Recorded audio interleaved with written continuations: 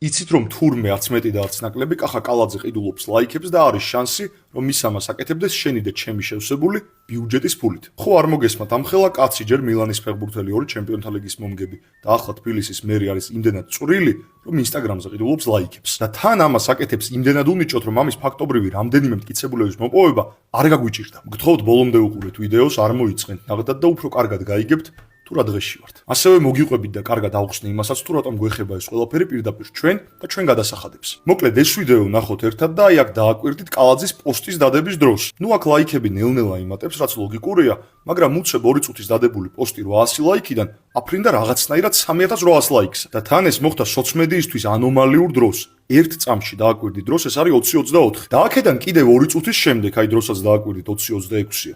პოსტი არის უკვე 20800 ლაიქს. 2 წუთში მოემატა 17000, რაც არის ასევე ანომალია და იცით რატოა ანომალია? აი ახლავე აგიხსნით. შედარებისთვის მაგ მსოფლიოს ერთ-ერთი ყველაზე ცნობილი ფეხბურთელი ხვიჩა კვარაცხელია, რომელმაც ტიტულის მოგების მერე დადო პოსტი. 20000-მდე ასვლისთვის ხვიჩას დაჭირდა 10 წუთი. A few moments later.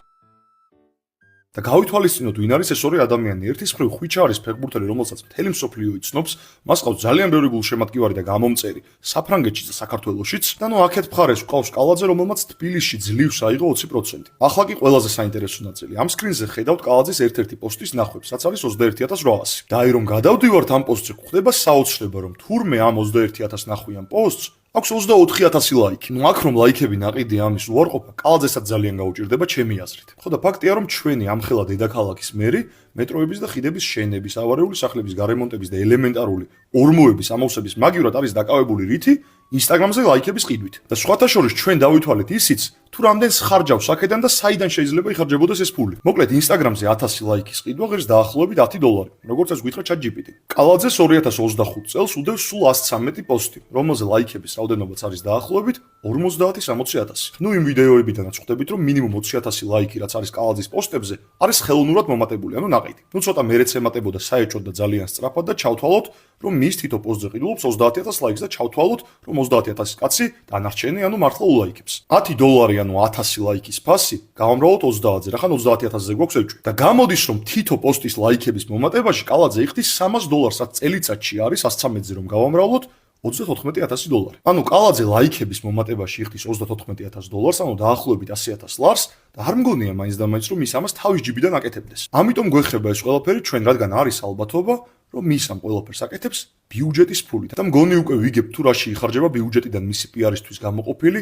ძალიან ბევრი მილიონი. ხან არის 2 მილიონი, ხან არის 5 მილიონი. ხო და ამ 100000 ლარით, რასაც კალაძე იხდის ნაყიდ fake ლაიქებში, შეიძლება ძალიან ბევრი კარგი საქმის გაკეთება. თვალჭრელიძის ქუჩიდან დევნილები რომ გამოვასახლეს, ჩვენ ყველა ერთად გავერთიანდით და შევაგროვეთ 12000 ლარზე მეტი. და კალაძისვე გამოსახლებული ხალხისთვის რომ მიეცათ ეს ფული და ეკირავებინათ ბინები.